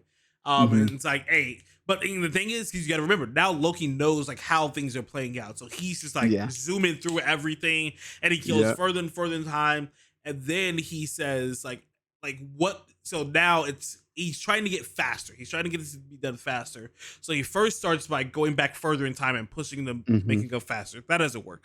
So then he's like, okay, so teach me what I want you to teach me everything you know, so that if you weren't here, I could do everything that needs to be done. And they're like, bro, like that would take years. They say, how long would it take me to learn everything? How long? Centuries. Like, give me a number. He's like, centuries. And it literally century later. It would say, yeah, I think it said 1 century or centuries later, bro. And Bruh. Loki is just knowing it all, Loki's bro. running through everything. Like he's doing the computers, he's doing the design, he's giving the machines. Obi's even talking to him like, "Oh, you shouldn't do that because it's going to overcharge this." Yeah, but overcharging that is going to balance out this and this. And Obi's like, okay. You're right. Yeah, it would. You're right. So now Loki knows like the knowledge of what needs to happen. He's just trying to get everything to happen, and it's funny because it's a whole Groundhog's Day, yeah. Where like he just keeps going over it and over and over it, and he's like, "Hey, make sure that helmet is clamped up. Hey, don't put the amplifier down on the ground. Hey, don't do this, don't that." And they're like all confused, and it's funny because like every now and then like Mobius like catches on. He's like, "Bro, like why are you saying it should work this time?" things? He said it should work this time. He's like, this why time? What is he talking that? about? So they fast forward because there's a lot of repetition. Like they go through this a lot, but fast forward, he finally gets it in. He gets the amplifier into the loom. He makes it back, and you even see the rings expand, and they're like, and you see the relief on Loki's face, and he's like, bro, like I did it. We did it. We Centuries did it. later. Oh, yeah. And then Obi's like, dude, these readings are off. He's like, what? No. He's like, nah, bro, nah. They can't be off. Don't say that to me. Don't say that to me at all. So he's like, no, they're off. He's like, what do you mean? He's like, I don't know why, but they just seem to be off. And then you see the loom it's in the exact same state, basically. And it starts overloading again. And Victor is the one that mentions it. He's like, I don't think this is gonna work. And he's like, how can it not work? Like we planned for the bigger rings to take up for the multiple universes, the extra timelines. And he's like, the problem is like they're compounding infinitely. And you cannot predict infinites. Yeah, you can't. Yeah, that's what you can't scale to infinity. Just like you can't divide by 0. And it's like, that was that right there, bro. The divide by 0 shit, bro. I was like, oh my heart, bro. They're like, you can see it in them too, because they're just like, each one of them, like, he's like, yeah, you're right. You're right. Obi's like, damn. Loki's like, fuck, bro, because like at that point, Loki knows everything that they're talking about, and he's like, because and it's just crazy. He's like basically so he goes and talks to Sylvie. So he goes back like way further back, and he's talking to Sylvie, and he's like, so they basically say like, oh no, sorry, before he talks to Sylvie, he realizes that the second that they killed He Who Remains and this started, they doomed us all. So now he goes back to when they were talking to He Who Remains, and he's talking to Sylvie, and he's like, Sylvie, fucking part. Listen, we can't do this. We can't do this. Like, I've seen it. I've been there. You're gonna have to kill me. Bro, like, I was getting so tired of her saying that, man. So, Groundhog's Day again, and he goes and he's trying to stop Sylvie from killing him, and Sylvie whoops this man's ass all over. Like, you can't win. Bro, like, he fights Sylvie. Oh my god. Like 20 times or something like that, dude. It's crazy. See you soon. Yeah. So he's fighting Sylvie, and I forget like what happens. But He Who Remains freezes Sylvie. No, because Loki looks, and because Loki finally they're fighting. He just turns to him. He's like, bro, you're really just not gonna do anything. And then that's when he was like, you go, what? So he freezes. He's like, do you think I'm just like letting her kill me with like no plan or whatever? And like he's talking to him, and like Loki's like, yo, what? Like, excuse me? So like they start talking. He's like, he's basically like, there's like, I'm allowing this to happen because I know the outcome of what this is. And then he finally tells us the true nature or the true goal of the temporal loom. The temporal loom is a failsafe that He Who Remains put in place to where if multiple timelines started generating and overloading the loom, that means that he's not controlling the timelines anymore. And there's more than just the sacred timeline. So the loom's job is to prune and destroy everything except the sacred timeline. Yeah. Mm-hmm. Which, as long as the sacred timeline is in place and it is and it's that specific timeline, then that means Victor Tiley will create the TVA. The multiversal war will happen. He remains will win, and he will make it say. That's what he was talking about when he was saying, "See you soon." Every time he died, he sees you, because he knows that eventually everything will go back into place because the temporal loom is in place, and that's what is saving it. And another really interesting line, and it's a quick line. If you weren't paying attention, you missed it. But right before he talks about what the temporal loom does, he says, "Oh, did Victor tell you that you can't scale to infinite?" Is that what he told you? Oh, okay. So yeah, that's funny. So now personally, I don't think Victor is like purely evil. I just think that he's naive still. He's still super naive, and they haven't admitted it, but I swear to you, I really think something was written in that copy of the TVA handbook that leads Victor to doing some of the things that he does. Nah, he's just green. Yeah, he's just green, bro. That boy green. Bro, I really think there's something in that copy of the TVA handbook that they give to Victor that is a little like an extra couple pages, like, hey, like, do this and blah blah blah blah blah or whatever to kind of lead. It's got to be something. So Victor was never being completely truthful.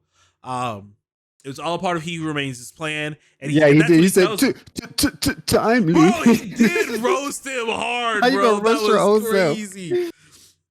Also, too, like, there's really big meaning behind that "see you soon," because even in that sense, like, he knew, yeah, you're gonna kill me, but you're gonna have to come back to this time to see me to fix everything. You know what I mean? Like, big.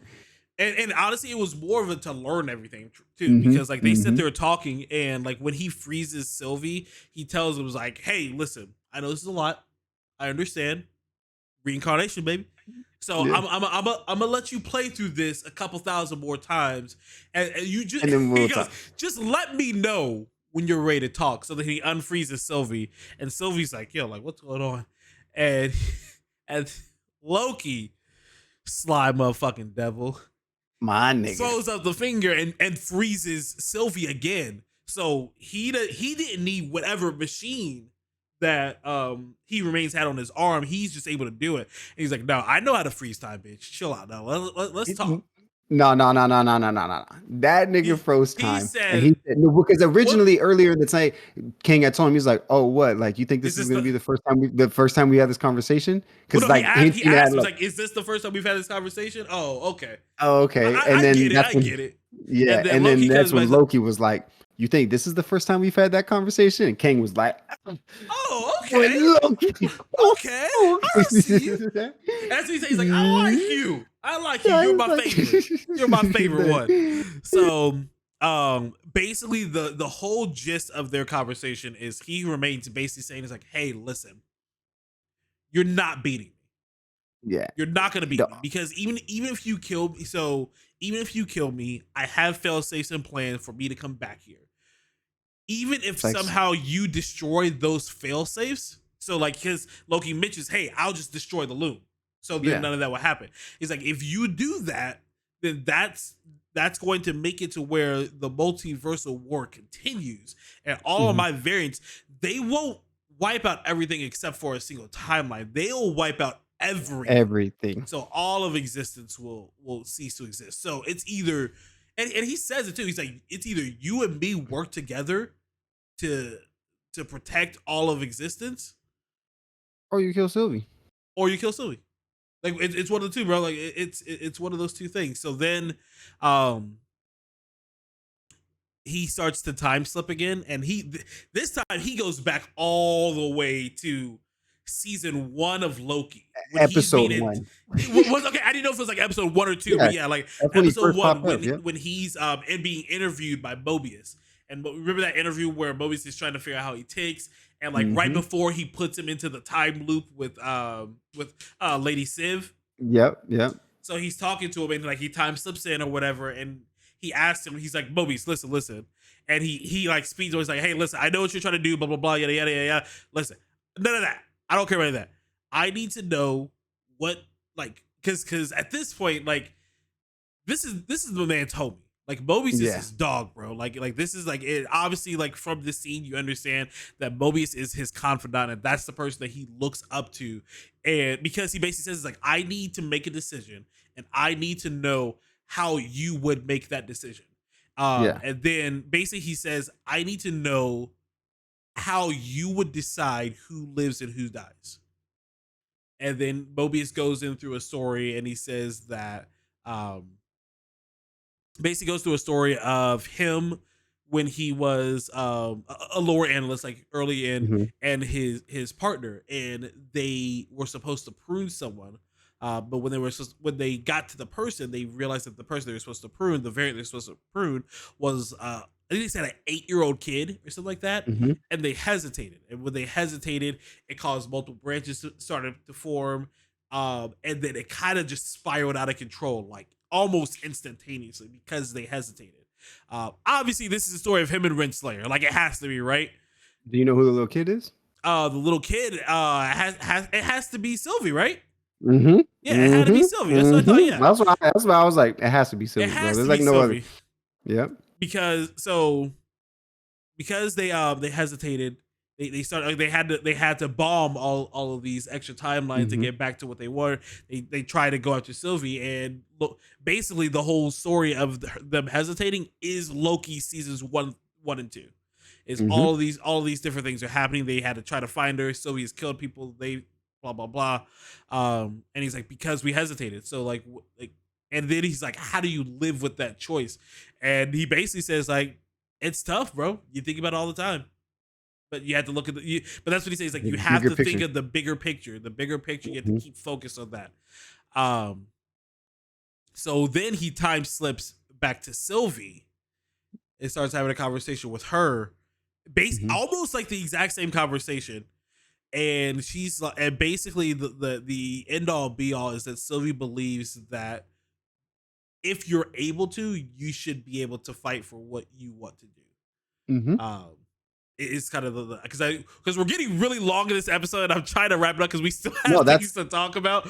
But yeah, like the short of the long story is like she's like, no, like I would like I understand that the odds are forever not in our favor, like they're minuscule at best, but I deserve the right, or people deserve the right to choose to fight if they want to. So Loki time slips again.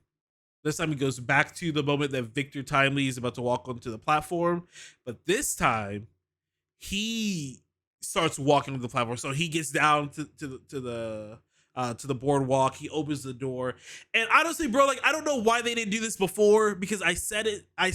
I think when after I watched the episode, I was like, bro, like Loki hasn't spaghetti-fied at all.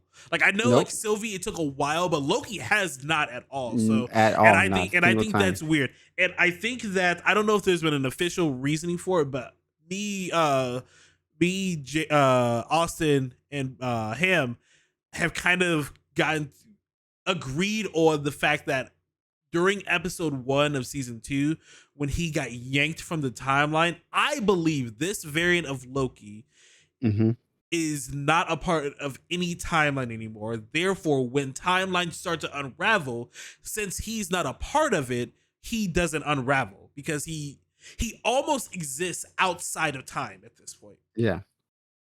Yep. So when he and basically the reason I say that is because they did mention that the temporal loom, like that temporal essence that's exploding and spaghettifying people out there, is similar to the pruning technology, which takes you out of your timeline. Is kind of what it does. It doesn't kill you. It takes you out of your timeline and takes you to the end of time. That's why Loki's able to walk out there unfazed, and he just walks out there, bro. Like he struggles, like because it's forest that he's walking through, but he just walks out there. Then Loki's like, you didn't see. Oh yeah, okay, that's all. So he walks out there, and my man just destroys the loom. And while he's walking out there, I think Sylvie starts to understand what's happening. I don't know if that sucks because OBS just disconnected, and I'm really upset about that. You can still hear me. You still hear me, right? Yeah, I hear you now. It Okay. just everything had Okay, so I thought it was me. No, it's not you. It's gonna try to reconnect here in a bit. Let me. Okay, we just reconnected.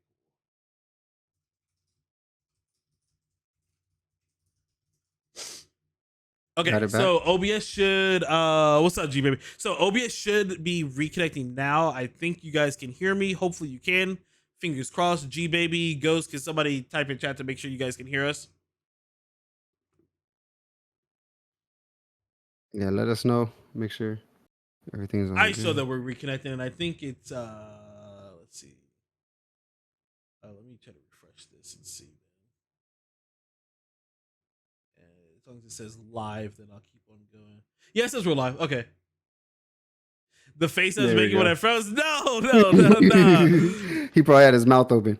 Oh God, I did. Okay, so so Loki walks back out there. He's on the platform. He destroys the temporal loom, and you see all the timelines like just kind of like decayed and dead. But then you see Loki start grabbing them and like infusing it with his magic. So like they're going from like dead and decayed like roots kind of to like green. And he grabs one and then he grabs another and he starts grabbing a bunch of them. And then like, oh, also when he was walking down the platform, he reverted back to his god attire and like the big horns and everything, but not like the typical ones, not like the big gold horns that you saw like, during like the early Loki days. They're kind of they're honestly kind of like green, dark green, and like really dark green. It was really cool outfit that he turns into.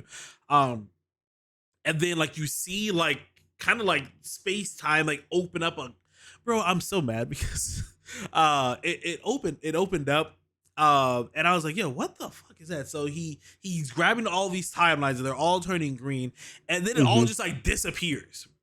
I'm like, yo, what is going on? So they flash over to what it looks like is the is kind of the same area where it's the same area where he remains sat, like where his little temple was. Yes, it was like the end, but it was like disintegrated, obviously. Yeah, because we killed him a while ago, obviously, and the building, I was gonna say like the castle or whatever, has kind of crumbled.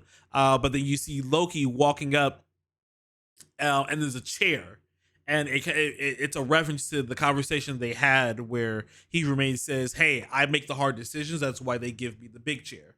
So it's a chair that he sees that he starts walking up to. The chair kind of starts rebuilding itself. He has all these timelines that he's holding, and he couldn't afford that gold crown. Nah, nigga, he's in the gold crown, nigga, for a gold throne, nigga. You better put some respect on that shit, nigga. All right, he got a whole gold throne, nigga. So he sits down and he starts but instead of like getting rid of the timelines, he literally starts merging them. Like he starts pulling them together. Scene is so amazing. It's a really cool scene. Like if you didn't, I can hear the music playing. I saw a video and it was like you remember those videos I used to send a lot? It's like, hey, listen, we need a theme song for this blah blah. It's like, we need a theme song for this Loki show. Like, doesn't need to be anything too dramatic or anything, just something. Loki's a side character, it's okay, bro. This theme music is fucking epic. I posted a thing on IG. It was like the producer making the Loki thing. The whole piano is just on fire. Yeah, exactly. So, bro, yeah. But it's really cool because when he sits on the throne and like he puts all the timelines together, it kind of pans back and you see it's really weird. So like instead of like all the timelines here like merging into one and coming out like this, it's like all the timelines here coming into like a single point and then merging right back out. And then it turns. And so then it turns from being horizontal to a vertical, and it forms a tree. It's a tree. So if all these timelines that are up here that are merging to a singular point and then coming back down to all the branches, and I guarantee if you if you're a fan, if you played God of War, the newer ones, or if you know Norse mythology, the world tree, I feel like it's a reference to that, and how Yggdrasil. Loki has basically become the world tree for time, more or less. Loki, the god of stories. Bruh, it's a really cool. Unfortunately, it's got to be an ending, bro. It has to be an. I think this is. I really think this is the end for Loki for three main reasons. A, it's a phenomenal ending. Like, if I'm gonna go out, like that's how I want to go out, or something like that. Two, at the very end of if you watch the episode and you watch the end of it and you wait for the end credits, it never says Loki will be returning to the MCU. But three, Tom Hiddleston, and I didn't realize this. Tom Hiddleston, he was on, I think it was Jimmy Fallon. And doing an interview, and he says like, yeah, it's been like 14 years. Dude got the role at 29, and he's like 42, going on 43 right now. My man's been Loki for a while. So there's that, and he basically talks about how like it's a good finale. He says it's the end of it was the finale of the season. It's the finale, and I think he even says it's the finale of 2 seasons for the show, a finale for 6 movies, a finale for 14 years of my life. So yeah, a culmination of 14 years of Loki just ends in glorious purpose. It ends in glorious purpose. It's the only, I don't know if you got. There's been scenes rolling around, bro. Like, if you go back to like the very beginnings of this stuff, like he's said things that have like made them make sense. He said, "I am Loki. I am my goal. I am a god intent for glorious purpose." He even mentioned it one time when he fell from Odin's hands. He's like, "I can do it. I can do it for us. I could have done it, Dad. I could have been the god for us." And he says, "No." And in the end of the day, Loki is the god for us, y'all. So yeah. Honestly, bro, like shout out to Tom Hiddleston. Shout out to Owen Wilson. Everybody, they Jonathan Majors, like they all acted their ass off during the show, during the season, during both seasons. Fantastic show. Loki's putting the MCU on his back, like literally. For sure. And I'm glad it ended the way, bro. Yeah, I'm glad it ended the way it did, because yes, it's the end for him, but like he can still be a consultant. That's it, bro. Like he can't do much more than that, bro. Because he could go the Watcher route.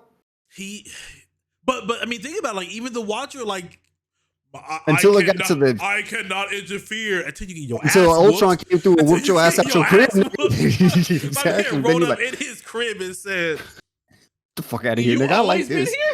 He said, "You got this couch, nigga? I like this couch." But so I don't know. So I think he's completely done. I think he's completely out of it. Like because if he leaves, like he was the only thing that put life into the timelines at when they died, when the moon was gone, and like they would just sporadically form out again. So like he would have to do all this all over again. And who wants to go through infinite timelines a second time? Come on now, bro. Marvel. But yeah, great ending to a great show. Amazing. Definitely watch it if you have not. I can't wait. I can't wait to see what happens. So yeah, enjoy the ride. Okay. The effects from this is gonna tremor through this whole universe. Oh yeah. Here we go. Okay, so Gen V is next. Wait, he could have. What is this? So Gen V, we did have the finale for Gen V. It was a bloody finale. Yeah, it was a bloodlusted finale. So basically, I don't want to spend too much time because I know I think we've been going for like already an hour and a half, and we said hour and a half, and the Marvels. But all right, you can do it real quick. Basically, what happened is at the very end, at the very beginning of the episode, like they're kind of like trying to rationalize like what's happened. Shetty's dead. She's laying there on the floor. They're like, "Yo, like what did you do?" They're talking to Kate. Kate's gone loco, bro. And they're like, "What did you do? Like, we got to figure out how to do this, how to fix this, blah blah blah." Obviously, she touched and told Marie, "Hey, do not save her." So Shetty's gone. Yeah, and she's like, and Kate's like, "I did this for you guys. I did this for us." Blah blah blah. She's like, "Nah." They're like, "Nah, bro, you crazy, like you crazy." And Sam, the crazy one's like, nah, I fucks with this, bro. Like she's cooking, bro. Like she's on to something right now. A long stream today, yes. Hey, if I get log, no, don't think that you have to stay here the whole time. Like we appreciate you being here for like the majority of this. Yes. There's a lot to talk about. When we miss some, especially yeah, when we miss exactly. like the end of stuff. Like that's the problem. Is like if this is just like a middle of the episode, we could kind of screen through it really quick. Yeah, but we got 2 finales. But so we are wrapping up. I promise. Shit, that's my points back. Let me get my points back up. I don't mind. So, Sam is all for Kate. He's like, "Yo, like I'm with you. Let's go." And they, their Kate's goal is to free everybody that's in the forest and just let them go. The woods, yeah. Why did I say that? Yeah, it is the woods. Yeah. It is the same thing, only different. Same thing, only different. To free everybody in the woods. And Marie's like, "Hey, listen, I think we should definitely get them out, but just letting them run rampant, I don't know if that's a good idea." And she's like, "Nah, we're going to free him. I'm out. You coming or nah? Nah? All right, let's go." And she's like, "Sam, you coming?" He's like, "Hell yeah, I'm coming." And it's funny because, oh, fuck, what's her name? Jordan's like, "Listen, I can't let you do this." And she's like, "Listen, I know you can whoop my ass. Like, I get that. You ain't whooping his ass. You ain't whooping Sam's ass, bro. Like, just be real." That nigga Sam stepped up like. Be real with me and real with you at the same time. Exactly. Jordan's like. Marie's like, "I don't want no problems, bro." Marie shakes her head. Move to the side, nigga. Scoot over. Strong. That man's strong. Scoot over, bro. Don't do this. So Marie, Jordan, and Andre, they're like, "Hey, like we have to stop them somehow." And basically all hell breaks loose. Like they get to the woods, they release all of the patients there, and they in a show nutshell, them. it was like this, bro. They released everybody, dog. Them niggas literally walk out. Imagine this: you're walking on your campus at school. Nigga walk up to you. Are you a super? No. No, nigga. Then melted that bitch's head, bro. Yes. All right, cool. All right, cool. See you later, bro. Like I swear, like that's how it was. They were just walking up to people, like soup, dead. Soup. Mm-hmm. No, dead. All right. Soup. Nah, dead. Yeah. It was a wrap. So they were just killing everybody. And then, I mean, that's the episode. Like them, like literally running around. It's just absolute mayhem on campus. Everybody's dying. The Vaught's like management firm is there. They're trying to kind of hold things Girl's down. there. The white chick from The Boys. I forget her name. Yeah, I forget her name. She's annoying. But she's there and she's like trying to get away. Basically, like the big culmination of it is like, okay, everybody's going rampant. Vaught is on campus and they're like, well, we need to get you guys out of here. They're trying to run to this helicopter. And this is crazy. Sam is like chasing the helicopter and Kate is there too. And she's going to go touch Jordan to stop him. And fuck, Marie's like, I remembered. She's like, I remembered I can control blood, and like tries to like stop her hand, but still can't control her power, and literally explode the bitch's Kate arm. Yeah, so Kate's like Grandpa Zenon right now. He's just sitting there, bro. And she kind of looks crazy, bro, because her eyes, the blood is going into her eyes from using her power so much. Yeah, she's like screaming in pain and missing an arm. She literally looks like villain arc started, bro. And all of that's going on. Go ahead. So all that's going on. People are dying. Like lots of people are dying. People are freaking out. And then nigga Homelander shows up. And flies down in his like anti-superhero Superman fashion. Can I just quote him? Can I just go for it. All right. So Kate's paint the picture. Kate's in there armless. Jordan and Marie are standing there like, what the fuck? Homelander lands. Everybody's quiet. He looks. Sir. He goes, what kind of animal are you? And obviously, like he says that, and we're like, yeah, bro, like Kate crazy. And then the camera flashes to Marie. I'm like. And she's like, what are you? He's like, attacking all your own supers? What is it? What does he say? What does he say? He says something like, what's it like? He says, yeah, everybody stay calm. It's going to be all right. Laser blast. Like, that's it, bro. Like, laser blast. Like, I was sitting there, like, in so much disbelief for 2 seconds. Then I was like, Nah, that's Homelander, bro. You're right. That's Homelander. Like, that's exactly how that shit would play out. Like 100% to a T. That's exactly how that shit would play out. So he does laser blast. he laser blasted the shit out of Marie. Yeah, he did, bro. He fucked that bitch up. So then it pans to a television like news broadcast, and they're talking about the Guardians of Kadokan. Well, and it shows, at first it pans to them. It's Marie, Jordan. What's the shrinking bitch? I forget her name. And then Emma. It's Emma. Emma, and then Andre. They're all like in gowns, and then she wakes up, and they're like, "Yo," and Andre makes it. He's like, "Yo, hey, you took a blast from Homelander." I thought it was the broadcast first. No, because then they watch the broadcast with them, don't they? Like, oh no, because there's no doors or windows in there. So they do the right. broadcast. They talk about how like it's a tragedy on campus, and they talk about the Guardians of Kadokan. They're like, well, scratch that. The new Guardians of Kadokan. So like they're basically pinning the entire attack and all the rampage on those four, because they have those four picture, and then it shows the new Guardians of Kadokan, Kate and Sam. So first off, I don't know how you just whip this man out of non-existence and then say he's the guardian of this school, because remember, Sam died, or at least his brother believes he died. Yeah, but that's all. They're gonna pin it on Shelly and all them, bro. Yeah. Like, and just be like, they kept him under wraps, and we thought he was dead, but he broke out to save. You know what I mean? Like, to set him free. Save all Kadokan. So they're painting them as the hero, and then it pans to basically like it's almost like no, you're fine. It's like a hotel. Hospital, like insane asylum room. Like they do have like a bed that Marie was laying on. All white walls. But like he said, all white walls, no windows, no doors. And Marie's the last one to wake up, and that's what he says. He's like, yeah, like you tanked an I-beam from Homelander, bro. Which I'm gonna mention this right now. I mentioned it to D-Reign. If you go back and watch all of the seasons of The Boys, Homelander is very particular in his I-beams, because there's red, and then there's like this light orangish color, and the light orangish color he uses on soups, and it's non-lethal because it never kills them. And if it's red, you've seen it. He did it on the plane. Destroyed that shit, bro. Like, and he's dead it like kill when he mode was and injure.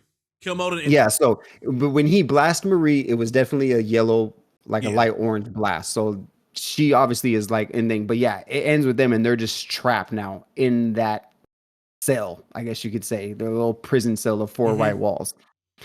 And then, so that's how the episode ends. And then you go through, and there's a little end credit scene. You saw the end credit scene? Yeah, I watched it. It basically is the woods, but after everything's all destroyed and everything like that, and you see the door get kicked open, and my boy Butcher, he said, what do you call him? You fucking crazy. Are you crazy fucks or something like that, bro?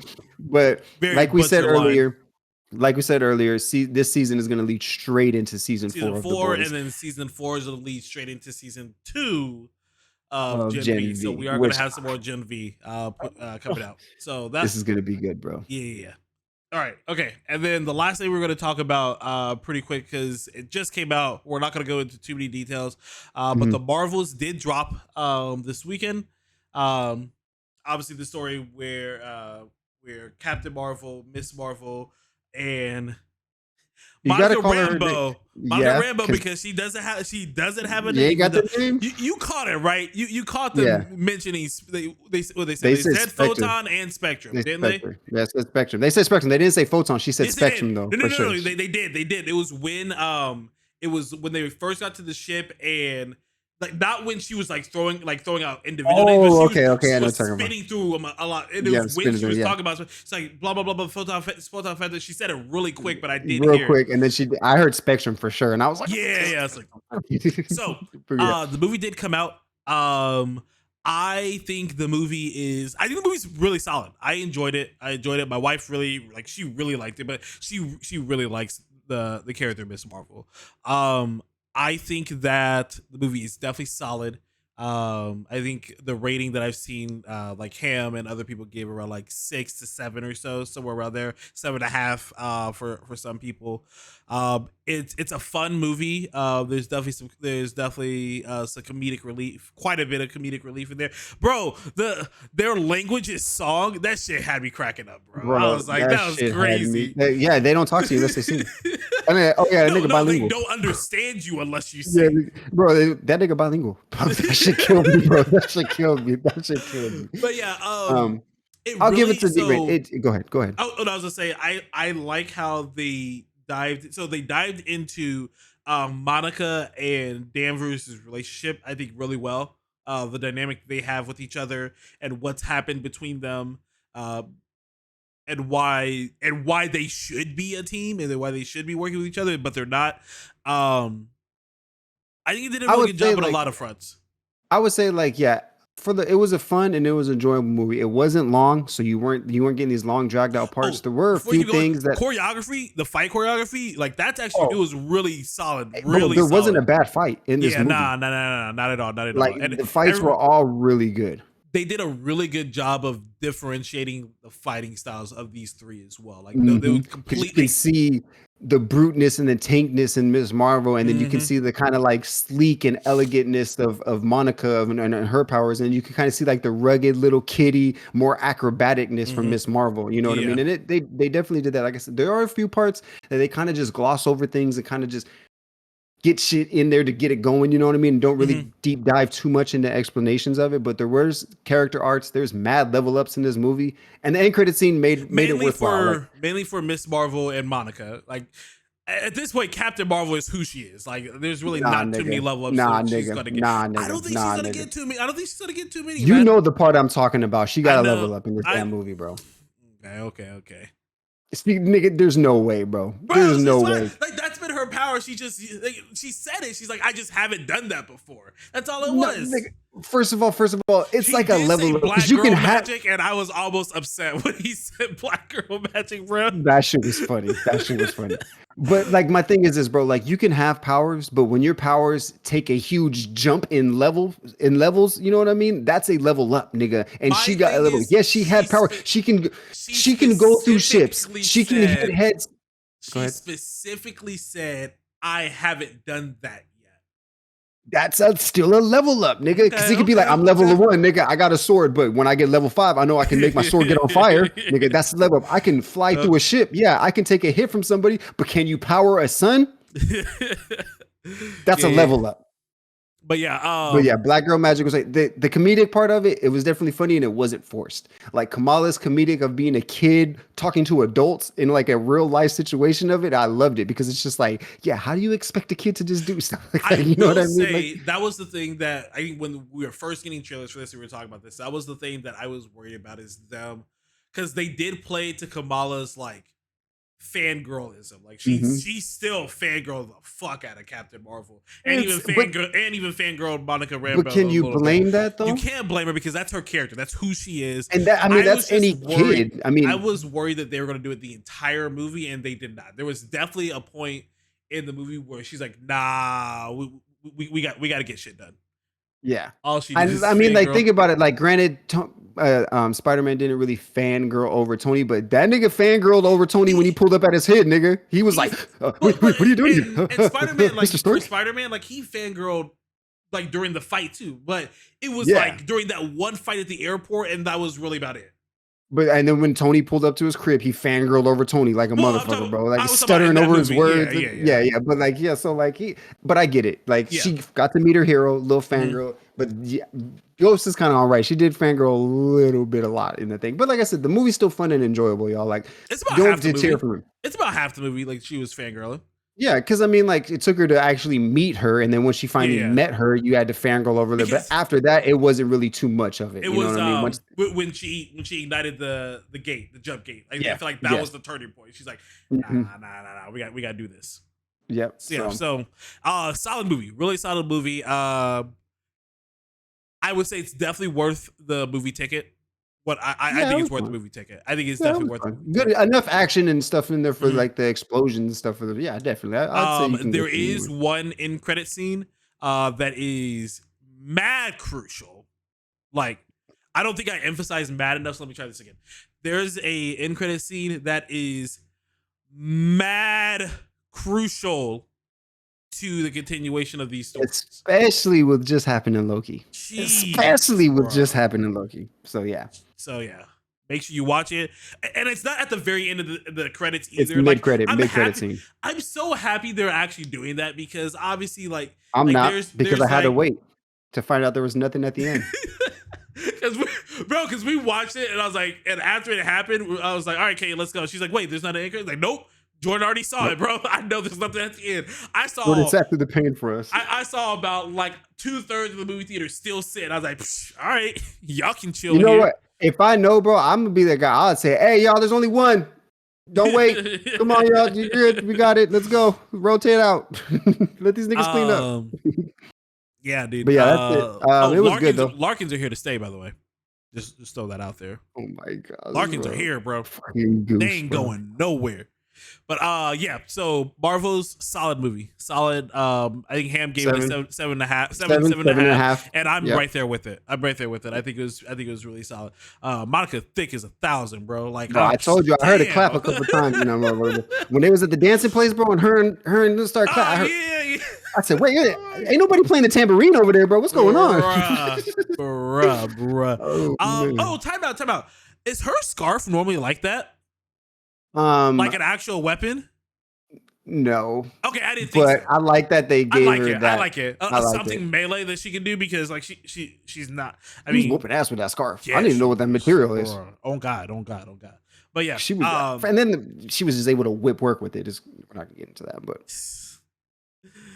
yeah. all right. But Miss Marvel learned how to fight real quick.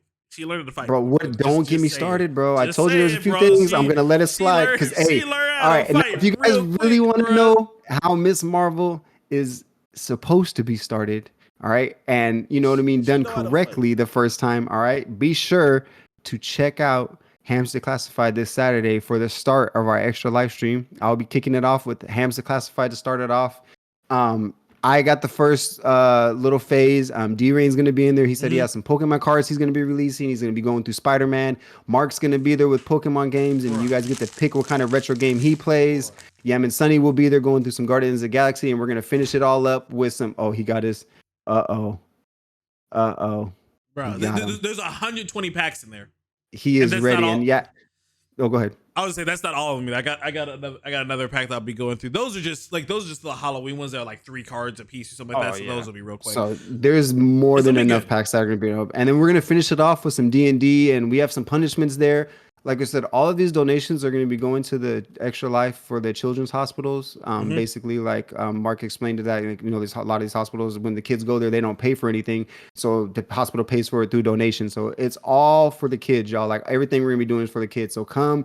I got a pie face thing. I think D-Reign got some hot one stuff going in there. We're going to be posting it up on our socials and stuff. Yeah. Saturday the 18th, starting around 11 a.m.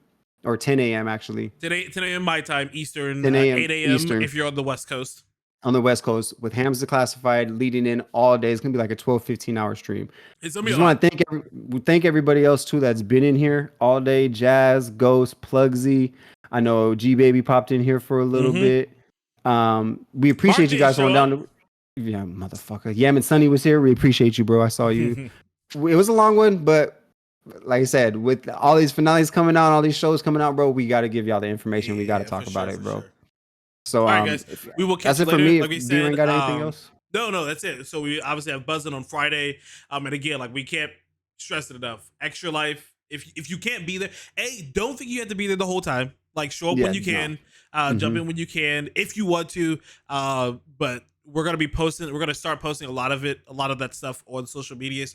Share the post because although you might not be able to get there, you sharing it might get somewhat might open somebody else's eyes and they can do donations. So like definitely make sure to be sharing the post. Lurking is highly appreciated. Highly appreciated. But yeah, dude. Yeah, and like we just mention one more time, buzzing on Friday. Like we said, we watch Invincible at the start of every buzzing from now on Fridays around 8:30 Eastern time. So if you guys want to get on that Invincible bandwagon and watch our reactions, be sure to be there on Friday. It's a good ass time, bro. But that's gonna be it from us. Thank you guys so much, and we will catch you next time. Yep, deuces, y'all. RNG? I don't even know what that means. No one knows what it means, but it's provocative. No, it's not. It's Gets the gross. people going. Random news. RNG. TGP. TGP Random news presents generator. RNG. Real nigga games. Random news. RNG. Random number generator. RNG. Real nigga games. RNG. TGP.